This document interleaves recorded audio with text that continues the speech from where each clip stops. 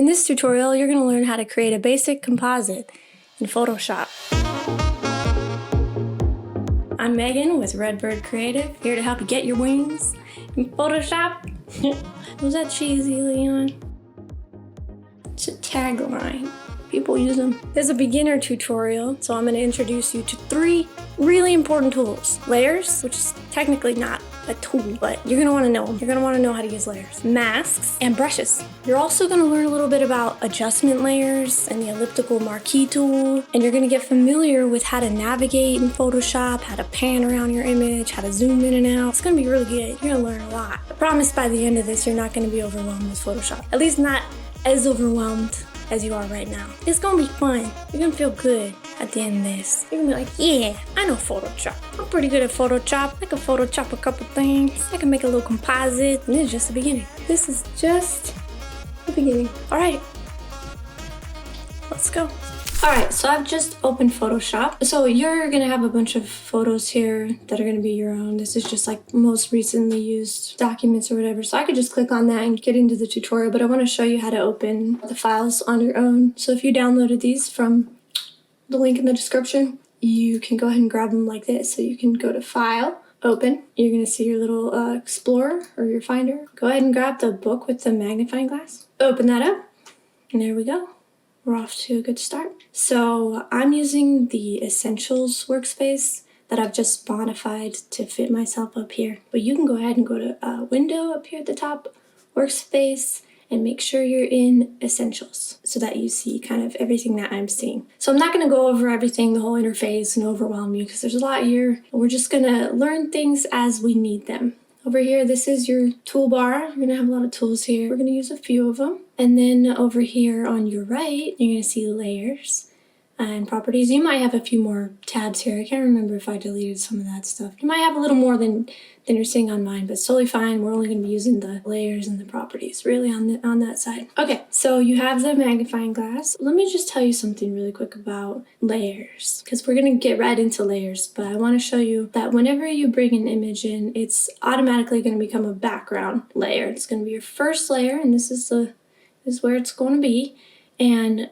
it's going to be locked. It's always locked. That just means if I go over here to this right here at the top is the move tool. It's a little turtle. I'm gonna click it, but I can't move anything because it's saying that I can't move a background layer, blah, blah, blah. So I'm going to unlock it by clicking this little lock button. And for whatever reason, it changes the name when you do that. So I'm just gonna change it back to background. But now we can move it around, see? I'm gonna hit Control or Command Z to undo that. But immediately I'm gonna bring in the space layer. Let's just jump right in. So I'm going to open that. Where is it? Oh boy. I think it's in here. Yeah, space. I'm gonna bring that in. Oh my God, so let me just tell you how I'm doing this. So I usually do it like this. You can come up here to File, Place Embedded, and then it'll open that up and you can just hit OK. I usually and there it is. I just I don't know why I do it this way. You can do it whatever way is easier for you, but I just usually open up the Explorer and just drag that guy in there. But since I already have it right here, and hit Enter to get out of that. So, okay, I want to demonstrate to you how layers work. I want you to really understand this because it's really important, and it took me a long time to understand layers. I mean, I was real slow about it. But the basic idea is this. Whatever is on top in the layers panel is going to be on top in your image. Okay, so space is on top of the background. So you're going to see it on top. It's going to be covering whatever else is underneath it. So if I drag the space layer below the background, now the background layer is on top and it's covering up the space layer. We can't see it because it's covered, but that's how it works. So I don't know if it's necessary, but I wanted to use a little bit of I wanted to use Bugs Bunny to demonstrate what I'm talking about. Oh my God, where is he? Is he super small or super big? He's super small. Okay, so since I had the background layer selected, it's gonna drop it in right above whatever layer you have selected, and it's gonna create a layer. Whatever you drop in is gonna get its own layer, okay?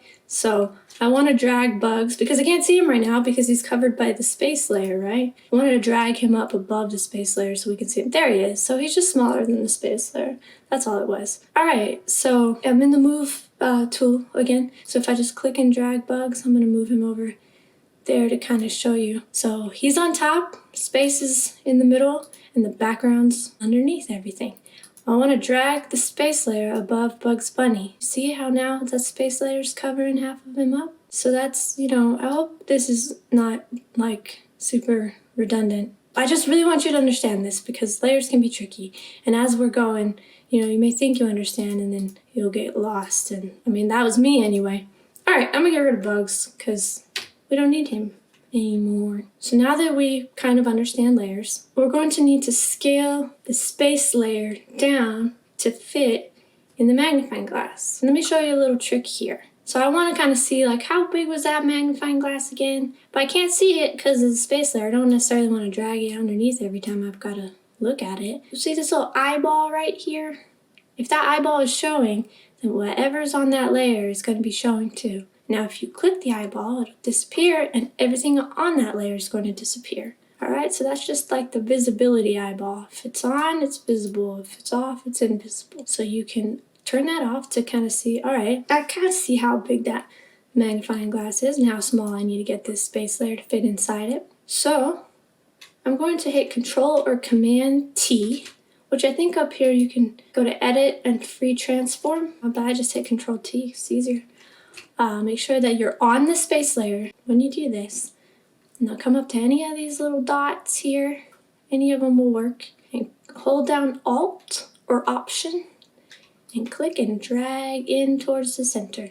Holding Alt or Option will just make sure that it scales from the center and not from like one of the corners. Here's what it'll do if you scale it without Alt or Option. So I just always kind of scale, well not always, but in this case we're gonna scale it in the middle. All right, so again, it's like, I wanna fit it in the magnifying glass, but I'm like, man, I wanna see what's going on under there while I'm scaling it, right? So let go of Alt and let go of your mouse and come over here to Opacity and bring that down to like, I don't know, like 70 or something. And now I can see the space layer, but I can also see the magnifying glass underneath. Make sure that space is selected when you do this. Again, anytime that you're doing anything to that layer, it has to be selected. Okay, so I want to get all of this space inside the magnifying glass. I even want to get that little bit right there. So this is just so beautiful, and I don't want to leave any of it out. So I'm going to hit Control or Command T again while I'm on my space layer. I'm going to hold down Alt as I scale it in. And I know that I'm leaving that part on the top right there, but I'm going to show you. I mean, it's really easy. You can just hit the arrow key, up arrow key, or you can click and drag. So I'm actually going to use the arrow key to kind of nudge it a little bit to the left. I think that looks pretty good. I'm going to hit Enter.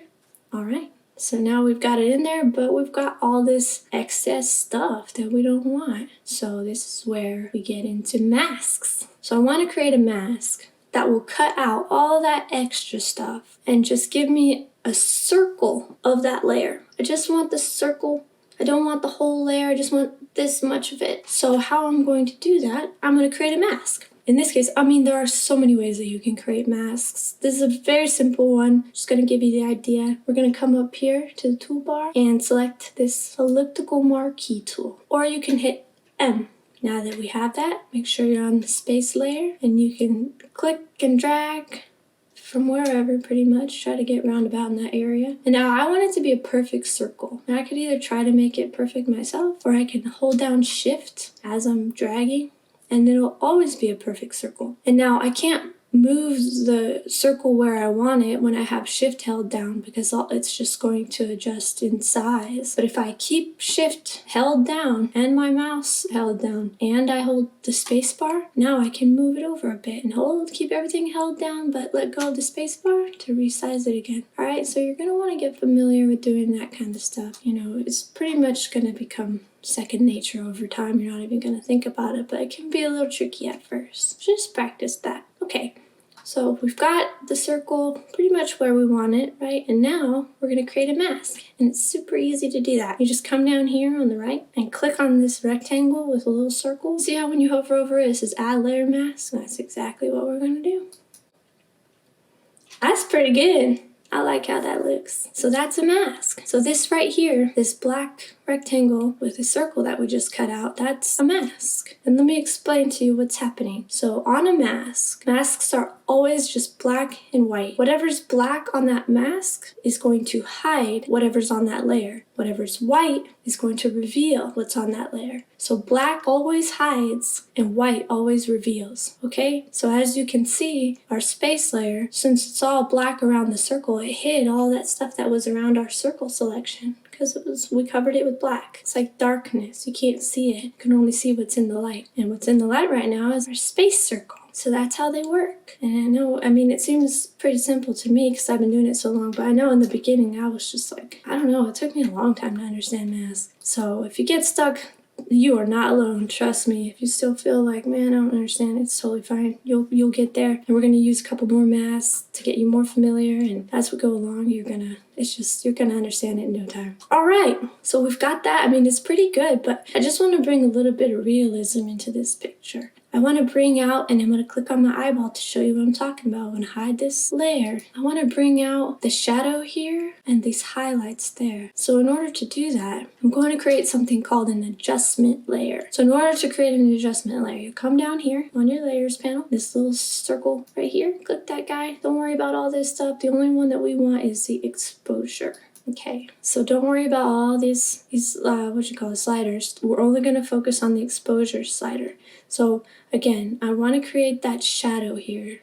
So in order to do that, I want to bring the exposure down. And you'll notice that it's affecting the whole picture right now. We don't want that. Let me just show you how we're going to fix that in a second. Bring your exposure down to like a -1-ish. Doesn't have to be perfect, but around about -1.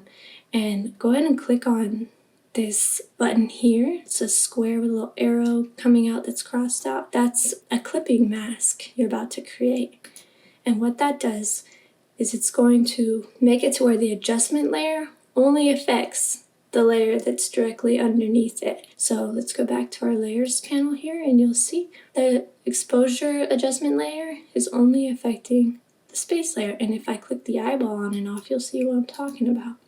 See how we brought that shadow in by bringing the exposure down on that layer? So we have our shadow exposure layer. I could rename that, but I'm not going to, just because I want you to remember that it's an exposure. I'll call it exposure shadow. Okay, so that's like the dark exposure. We went down. But now I'm going to show you by clicking on and off the eyeball. I don't want the whole thing to be a shadow. I just want this little semicircle, little moon shape right there. So how I'm going to do that is I'm going to create a mask on the exposure layer. See, with adjustment layers, they automatically come with a mask. It's just so common to use masks on them. So we're going to just use that one that it came with. You're probably on the little icon, but we're going to actually want to make sure that the mask is selected. We want to be working on the mask right now. So we want to create a mask to hide all the shadow that we created for this layer and to reveal only just a sliver of it. So remember that black hides and white reveals. So we want to create a black circle to hide that shadow and reveal the part that we want. Let's go ahead and hit B, or you can come over here and click the brush tool. It has a little animation to show you how it works. So we've got the brush tool selected, and make sure in your little color swatches down here, you have black in the foreground, because whatever's in the foreground here, that's gonna be the color of your brush. That's really important. If it's not black, if it's white in the front, that's okay. Just click this little switcheroo button, and it's gonna switch up the colors for you. And if it's some other color completely, because for whatever reason you were working on something else, or these are the default colors, so if it's some other color, just hit D. D as in dog, and it'll go back to the default black and white. Okay, got our black, got our brush, got our mask selected. Now my brush here is a little bit too small, so there are many ways you can adjust your brush size. You can either come up here to your brush settings here, click on the whatever brush. You want to make sure also, this is really important, that you have the soft round. In general brushes, just open that up and make sure that it's soft round. And you can adjust the size in here. You can also adjust the hardness, which is basically how soft your brush is. But I don't use this. I mean, people do. I don't, and you totally can. I hold down the Alt or the Option key, and then I hold down my right mouse button, and I slide it over to the right to make it bigger, and to the left to make it smaller. That's how I do it. You can also use the little bracket keys. The right bracket key will make it bigger, and the left will make it smaller. You can do that too. Get your brush, either holding Alt, Option, and the right mouse wheel, or however you want to do it. Get it to the size that you want it to be. I'm going to say like right there, you know, to cover up that part there. And then make sure that the hardness is set to like, oh, and how I'm adjusting the hardness right now, how I do it is Alt or Option. Again, just hold down Alt or Option, but instead of going left to right, go up or down with your mouse to adjust the hardness. I'm gonna have mine at like 80%. And that can take some time to get used to also, so don't feel like overwhelmed. It'll be okay. You'll get used to it. And you can also just adjust it up there at the top. All right, so I have mine where I want it. And once you get yours where you want it, as long as you've got the black selected, your mask selected, all you've got to do is click. There you go. Now if you click on and off the little eyeball to see what you just did, you just created a shadow. It's pretty cool. Once you have that, we're going to create those highlights. We're going to use another exposure layer, adjustment layer. Now instead of going down, I'm going to go all the way up. And I'm going to go really high on this one because those are some bright highlights. It's going to look crazy, but don't worry. Go up to like 3. And remember, we don't want to affect the whole picture. So we got to come down here and clip on that clicking mask. No, it's click on the clipping mask. There you go. All right, now go back to layers, the layers panel. And that looks ridiculous, but don't worry, because we're going to use our mask to make it better. So in this case, since we're kind of doing everything the opposite, right? So we have the white mask.